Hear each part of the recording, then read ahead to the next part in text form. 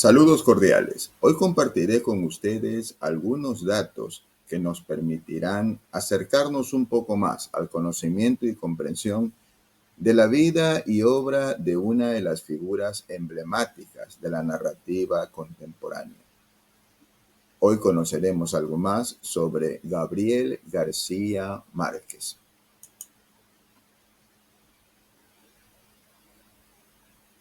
Gabriel García Márquez nace en la localidad de Aracataca, el departamento del Magdalena, en el hermano país de Colombia, el 6 de julio de 1927. Fue inscrito por sus progenitores bajo los nombres y apellidos de Gabriel José de la Concordia García Márquez. Fue el primero de los 12 hijos del matrimonio conformado por don Gabriel Eligio García Martínez y doña Luisa Santiago Márquez Iguarán. El noviazgo de este matrimonio no fue nada fácil, pues los padres de la novia, doña Luisa Santiago Márquez Iguarán, se oponían a que una de sus hijas tuviera algún tipo de vínculo con un personaje que llega como telegrafista a la localidad de Aracataca, pero que además de aquello, sus ideales políticos correspondían o tenían afinidad con el Partido Conservador. Por su parte, doña Luisa Santiago Márquez Iguarán era una de las hijas del matrimonio conformado por el coronel retirado, don Nicolás Márquez, y por doña Tranquilina Iguarán, los abuelos maternos del pequeño Gabriel García Márquez, y que, como veremos más adelante, ocupan un lugar de relevancia, no solo en su vida afectiva, sino en las decisiones que él comienza a tomar como escritor. Desde temprana edad queda el cuidado de sus abuelos maternos, pues Gabriel Eligio García, padre de Gabriel García Márquez, que había ejercido, como lo hemos mencionado, el oficio de telegrafista, abandonando en su localidad natal, en Cartagena, sus estudios como químico farmacéutico, decide junto a su joven esposa buscar el porvenir para el hijo que ya habían tenido y para los que vendrían posteriormente. De ese modo, durante los primeros 8 años de su vida, Gabriel García Márquez queda al cuidado de sus abuelos. Todo el caudal de experiencias, el temple, el carácter firme, la disciplina férrea del coronel en retiro Nicolás Márquez lo acercan al pequeño Gabriel al mundo real.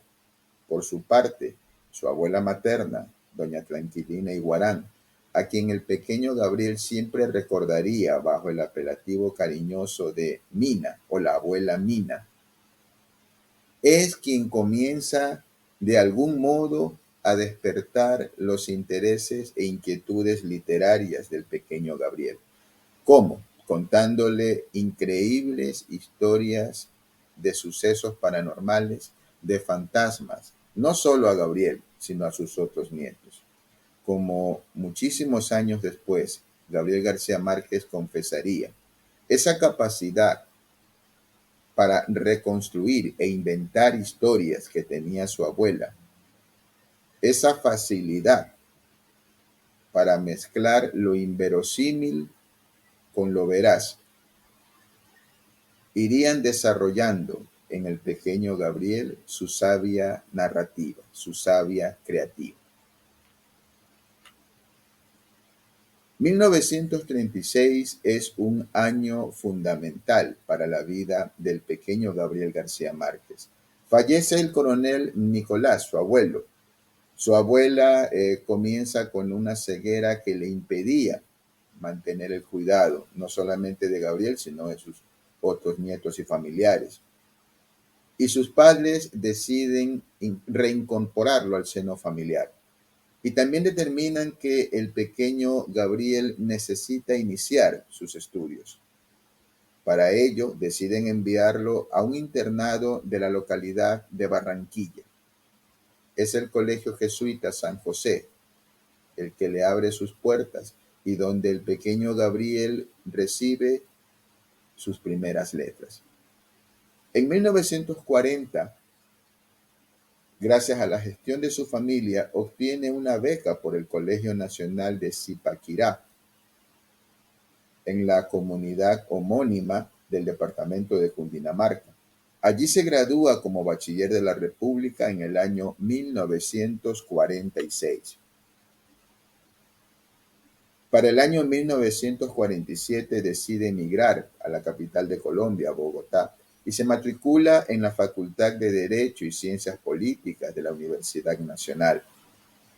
El 13 de septiembre de 1947, pocos meses de haber llegado a la capital colombiana, decide atreverse a publicar su primer cuento, titulado La Tercera Resignación, el que es muy bien recibido en un pequeño suplemento literario del diario bogotano El Espectador. En 1948, los estudios universitarios y la vida que el joven Gabriel García Márquez había empezado en Bogotá, se ve interrumpida por el cierre de la universidad, por el violento ambiente político. Decide trasladarse a Cartagena, no solo para la continuación de sus estudios, sino también para iniciar su acercamiento a lo que sería otra de sus grandes pasiones, el periodismo. Consigue una pequeña colocación como reportero y cronista ad honorem en el Diario Universal. En el año 1950, y ante la resistencia y enfado de sus progenitores, decide abandonar sus estudios luego de haber completado 6 semestres. Como el mismo Gabriel García Márquez, casi en el ocaso de su existencia, confesara, estos primeros 6 meses, estos únicos 6 meses de formación universitaria, fueron, según palabras del autor, dedicados más que nada a leer lo que me cayera en las manos y recitar de memoria la poesía irrepetible del siglo de oro español. Había leído ya, traducidos y en ediciones prestadas, todos los libros que me habrían bastado para aprender la técnica de novelar. Y había publicado 6 cuentos en suplementos de periódicos que merecieron el entusiasmo de mis amigos y la atención de algunos críticos. Esta es la confesión clave del autor. Cómo empezó su recorrido por los caminos de la literatura. En 1950 decide viajar a Barranquilla y logra, en un ambiente muy difícil para su estabilidad económica y laboral, el puesto de periodista en el diario El Heraldo.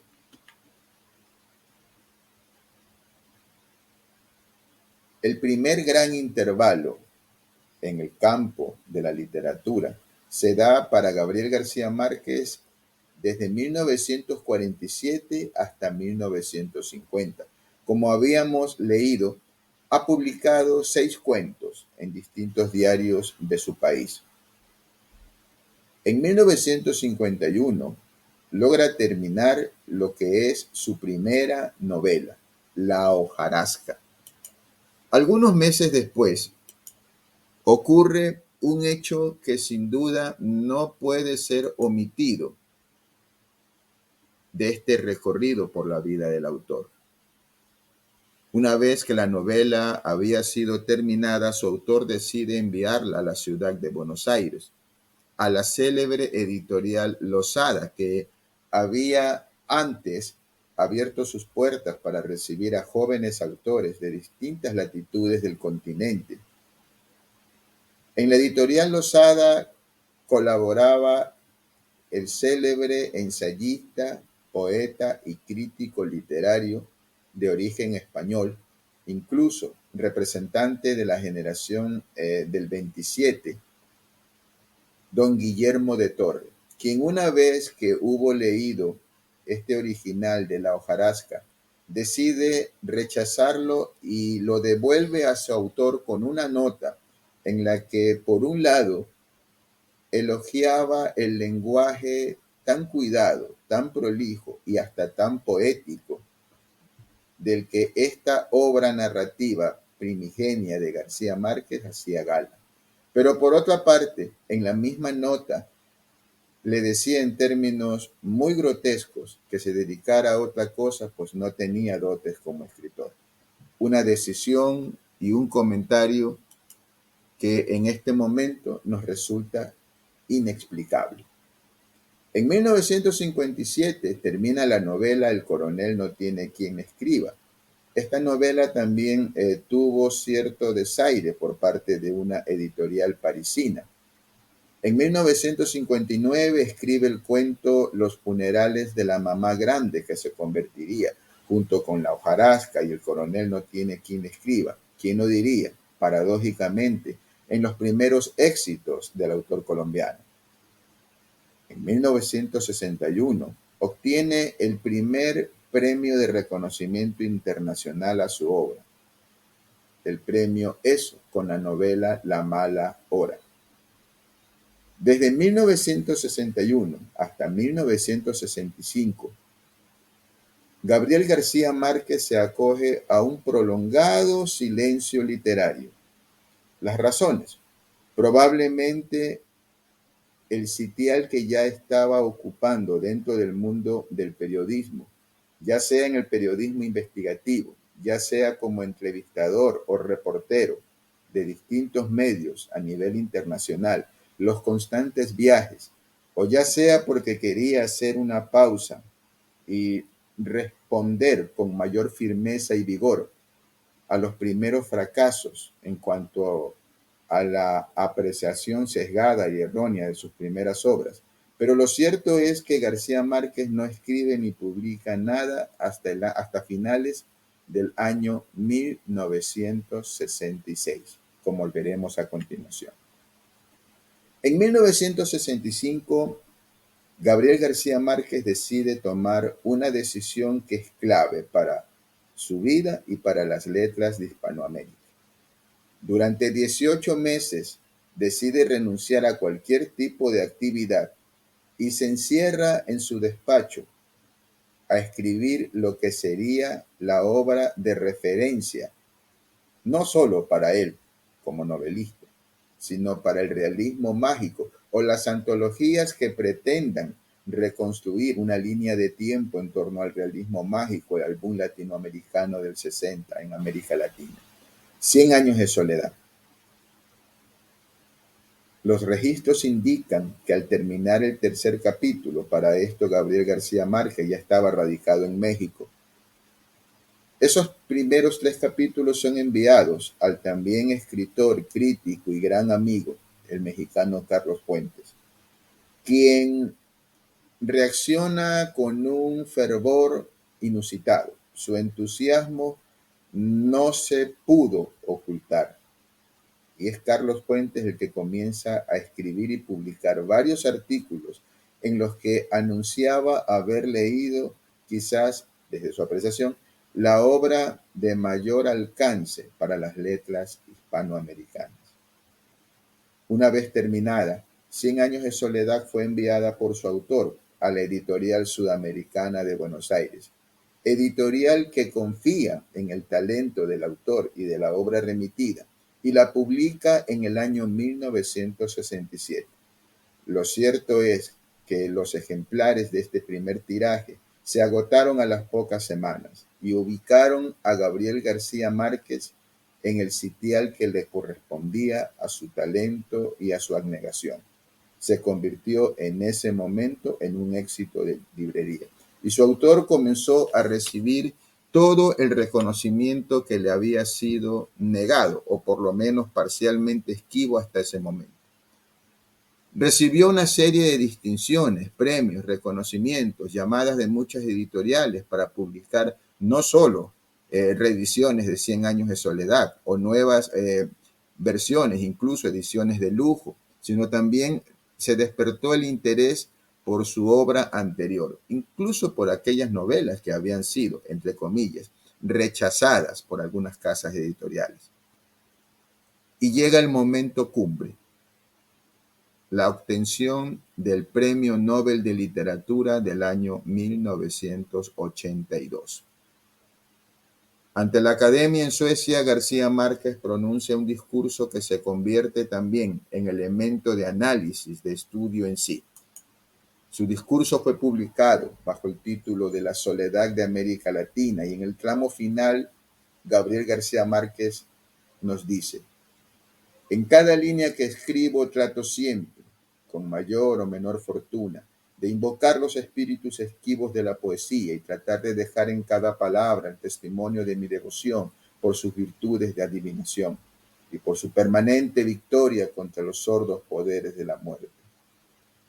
Un homenaje de un narrador hacia la poesía.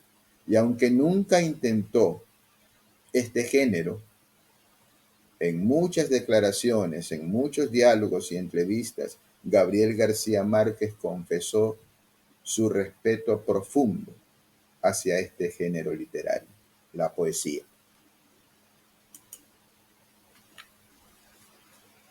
La prolífica obra de Gabriel García Márquez se distribuye en el campo literario entre las novelas y los cuentos. En cuanto a las novelas, la primera, La hojarasca, 1955. El coronel no tiene quien le escriba, 1961. La mala hora, 1962. Aunque el autor siempre dejó en claro que desconocía la primera edición de esta novela por la cantidad de errores, según Gabriel García Márquez, malintencionados por parte de la editorial. Él se encargó de corregirlos y lograr una reedición en México en 1966, que es la que el autor consideraba en sí la primera versión. 100 años de soledad en 1967, El otoño del patriarca en 1975, Crónica de una muerte anunciada en 1981, El amor en los tiempos del cólera en 1985, El general en su laberinto en 1989, Del amor y otros demonios en 1994, y lo que sería la última novela publicada en vida por el Gabo, Memoria de mis putas tristes, en el año 2004. Su colección de antología de cuentos también es respetable. Los funerales de la mamá grande en 1962. La increíble y triste historia de la cándida Heréndide de su abuela desalmada del año 1972. Y en el mismo año publica la antología Ojos de perro azul, que incluía los primeros cuentos que durante su juventud habían sido publicados en suplementos literarios de distintos diarios colombianos. Finalmente, en el año 1992, publica la antología 12 cuentos peregrinos. Pero en el campo de los textos no literarios también llama la atención lo prolífico que fue Gabriel García Márquez. En prosa no ficcional tenemos una serie de relatos, crónicas de viajes, crónicas y reportajes, entrevistas, artículos de opinión sobre distintos hechos y sucesos de varias décadas, un texto autobiográfico, Las Memorias, Vivir para contarlas, una obra teatral titulada Diatriba de amor contra un hombre sentado y publicada en 1994, distintas compilaciones de discursos, incluido La soledad de América Latina, que ha sido reeditado en un sinnúmero de ocasiones. También debemos aclarar que otra de las facetas de Gabriel García Márquez fue la de guionista cinematográfico.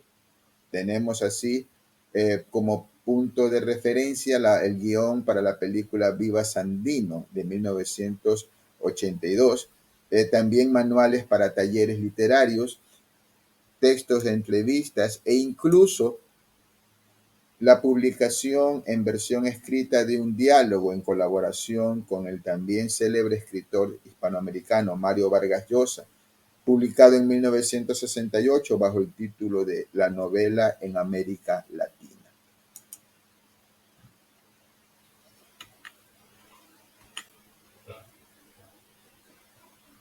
Gabriel García Márquez fallece el 17 de abril del año 2014 en México, país que le había dado espacio y en el que vivió durante las últimas décadas de su vida, y muere como consecuencia de la reaparición de un cáncer linfático contra el que había luchado desde el año 1999.